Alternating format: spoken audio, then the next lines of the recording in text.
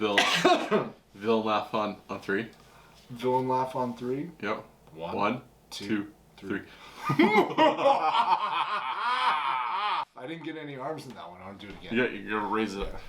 Villain laugh on 3. Villain laugh on 3. 1, 2, 3. That works? That works? That's fine. Oh, God!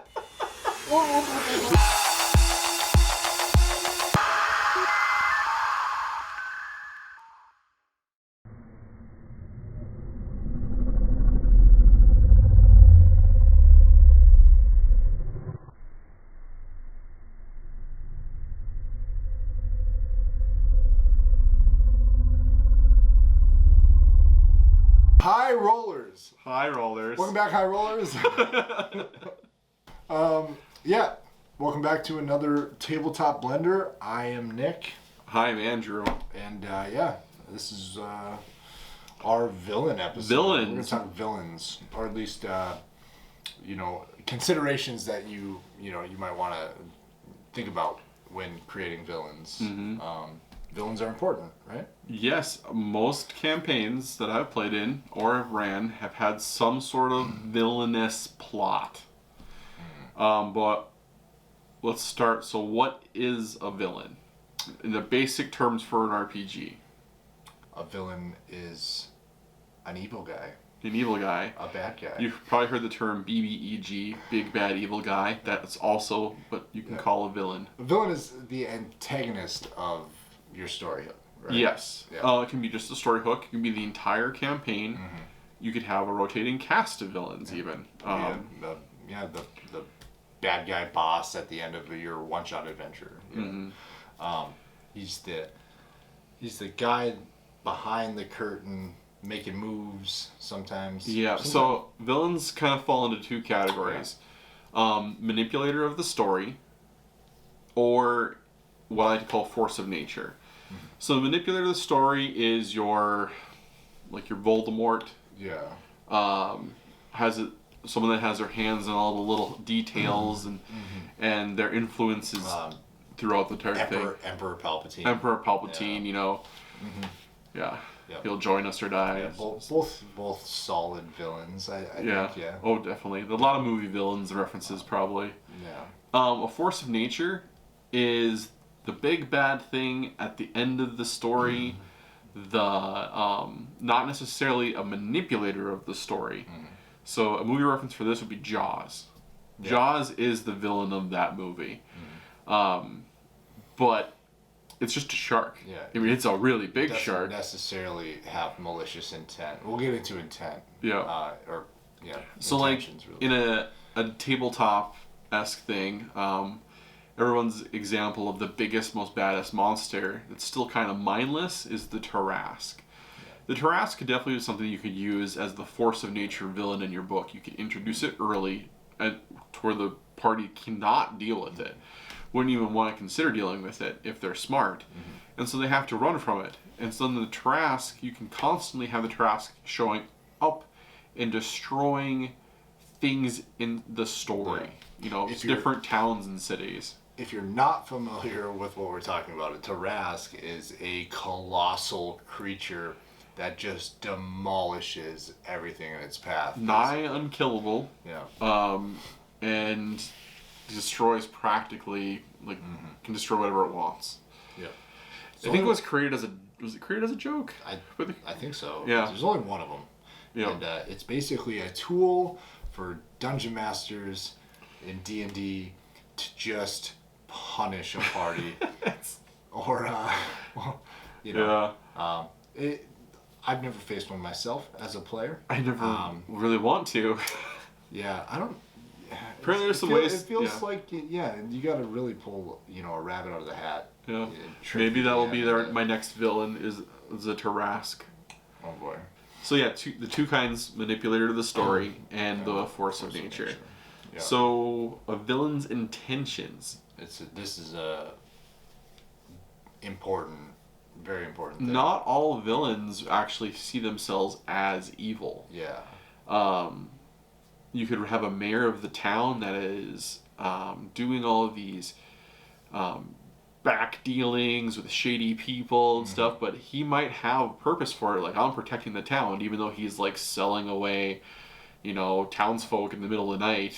He's doing the bad things for the right reasons. Well, the party's kind of gonna still probably think you're bad, but that can get kind of, it gets kind of wishy-washy. Like, how bad is bad? Yeah, like think about episode 3, Vader.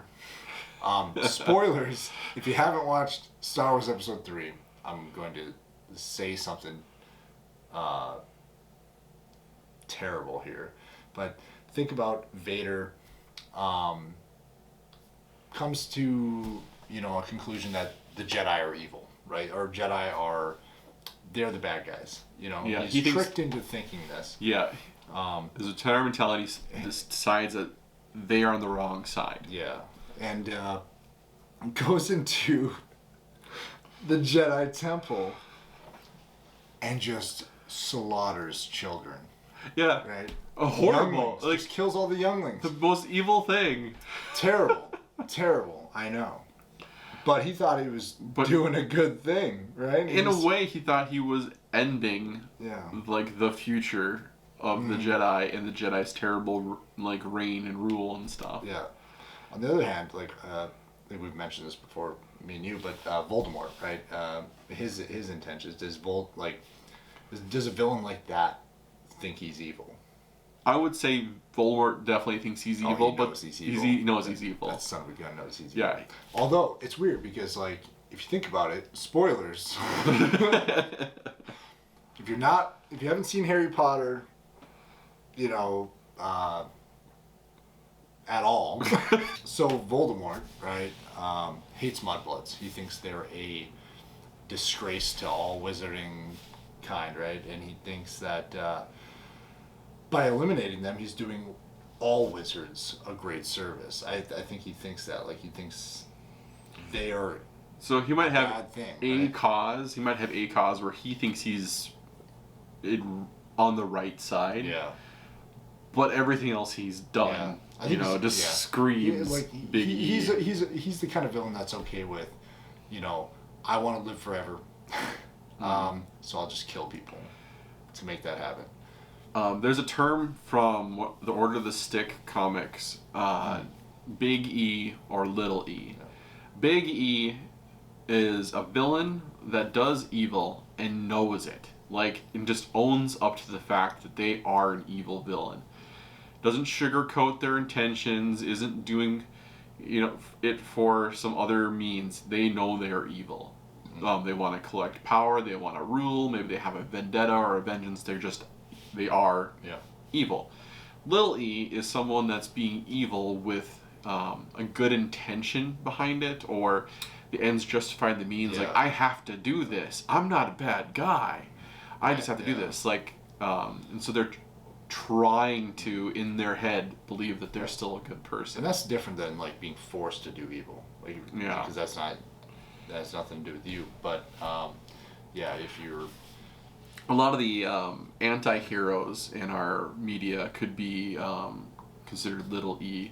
Mm-hmm. Like the Punisher.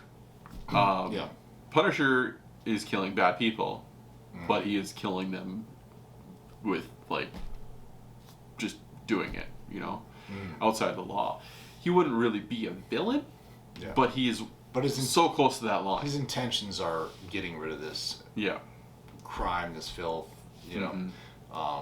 but you're bad and I'm the one that's going to deal with it. Definitely Little E. Big E would be Voldemort. Voldemort is a big E. They commit evil because they can. They have the power to. So So one thing that it's like a big trend right now. A lot of people make their villains that they try to make them relatable. Mm-hmm. They became villainous because they were betrayed in the past, or they had some tragedy fall upon them, and their goals are actually really good ones, trying to protect the realm or something, but they're going about it the wrong way. A villain's goals can completely shape the way you structure your campaign. Maybe you have a villain that's wants to.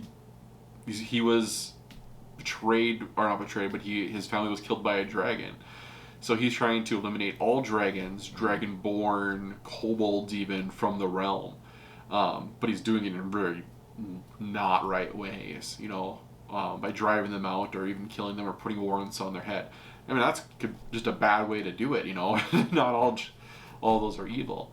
So their goals can have like a good base to them sometimes, and then get twisted by the villainy, Yeah. Let's talk about villains and their influence. So the villain's influence, when we talk about that, we're meaning it on the actual story and the campaign.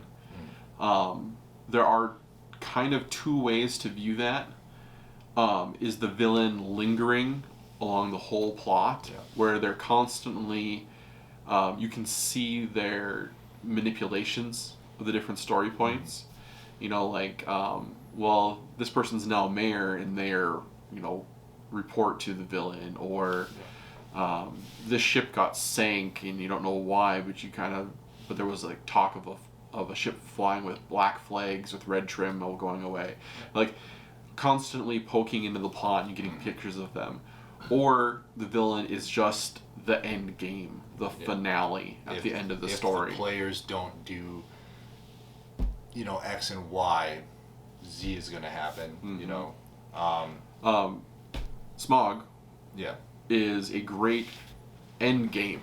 Yeah. Okay, we know all about the dragon way before we ever see him. And the dragon doesn't really have influence, just everybody knows it's there. So it's just more like a final boss than a villain, but it is at the end of the story. His existence is, his presence in the world is enough to make everybody else walk on eggshells. Yeah. And that's awesome. Jaws does the same thing for like the first 30 minutes of the movie. You just see things he did, not actually him. Yeah, they don't show him, for a long time. Brilliant movie, awesome villain, force of nature villain, really. Yeah. You could do, that's really how you should be handling you should really do that with most villains, even if they're lingering or like an end game finale boss, right? But if your villain is the end game, you still need to allude to it or have it be the reason that the adventure party is doing something, or it just ends up being a monster at the end of the dungeon. So lingering is what I would say you should steer towards, where it has some sort of influence on everything, whether it's the manipulator type, where it's influencing actual decisions your characters have to make, or whether it's the force of nature type, where things are just getting destroyed and you're finding out about it. You could even have your main bad guy, for example, in D&D, have him or her be a shape changer of some sort, or maybe even a dragon taking on polymorph form or whatever, and meet the characters, the players, throughout the story as different players, or as different characters, and then at the end it all kind of comes around circle, and it's like, oh no.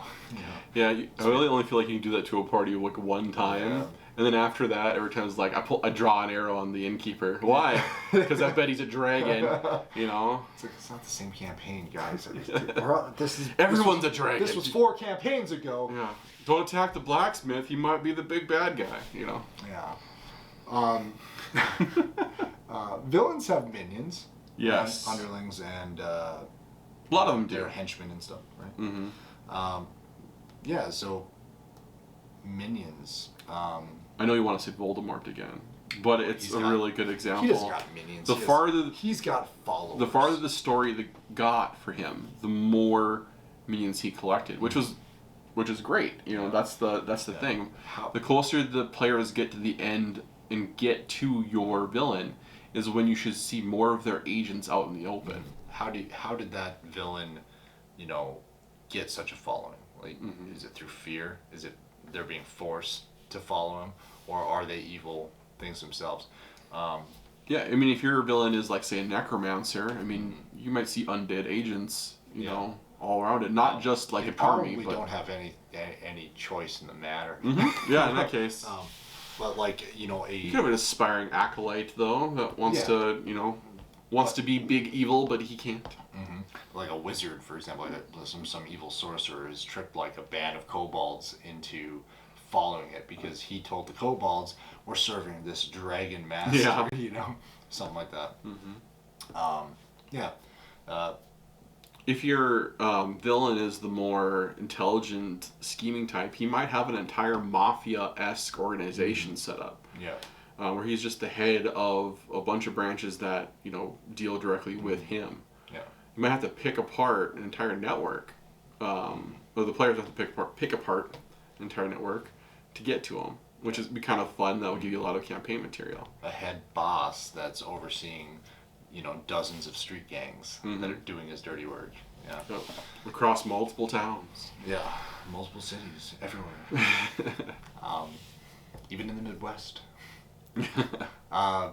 So applying villains to your game, you know, a couple things to think about, like types of villains, like whether they're humanoids or monsters villains, things like that. So there's a big difference between, so if you have a party of humans, elves, and dwarves, if your main villain is something that they aren't, it's pretty easy for them to align together and say, yep, no problem. You know, that's an orc warlord, you know, no problem. We're going to beat it up. But if your villain is a dwarf, and you have a dwarf in the party, there's a potential, like, you know, role-playing conflict there, which could be kind of fun. Where that dwarf either has to, like, realize that, you know, not all of his people are good, and, you know, is this person with trying to redeem, that sort of thing. So, picking a humanoid villain and trying to relate them just purely by race is an interesting aspect. Or if you don't want that part, you want the clear cut, everybody on the good side and one on the bad side, then I would push you to lean more towards a monstrous kind of thing. An Ithlid, a Lich. And you can definitely tie these types of villains into your players' backgrounds, which you should probably, you know, at least a couple players in your party, you should have some sort of connection with either events that are happening because of a villain, or maybe even the villain themselves. But usually it's the former, right? It's the you're connecting to the story based on events that are happening because of a villain's actions.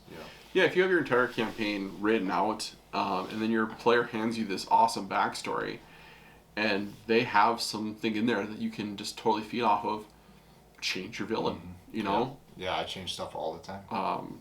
Just don't be afraid of opening it back up, and don't lock yourself down into that pre-written villain that you made. Don't get married to your villains. Yeah, your villain might not end up being the villain for very long if you're not cautious with it, but... And be happy when your players ice that mother. Yeah, don't be sour when the players finally beat your villain. You know, it's tough when you get so attached to this big bad guy that you have designed, and you know him well because you piece together his name, where he comes from, his motivations. You can get attached to him, even though he's the bad guy. And then the players finally beat him, and they chop off his head. They don't even take him prisoner to just end him. You know? Don't be sad. Just make sure his twin brother comes back for the sequel. So figure out your villain's intent, their influence, whether or not they are the force of nature that can't be controlled, or maybe they're the manipulator that likes to sprinkle and change and challenge the players throughout the entire campaign. Write good villains and have fun with them. Yes. Use them to mess with your players, and don't get married to your villains. Let them die. Let them die. So I think that covers it. That's our villain episode. I hope you enjoyed it, and if you did, please like, share, subscribe, hit the little bell icon to be notified. Comment. Put the videos up. Yeah, comment and. We're always looking for more ideas. Yeah. Our feedback, our questions, our. You know. And yeah, let us know if you've done any, just crazy over the top villains in the past. Yeah. Especially if you did voices and stuff like that. Yeah. Let us know. All right. Bye, everybody. Bye.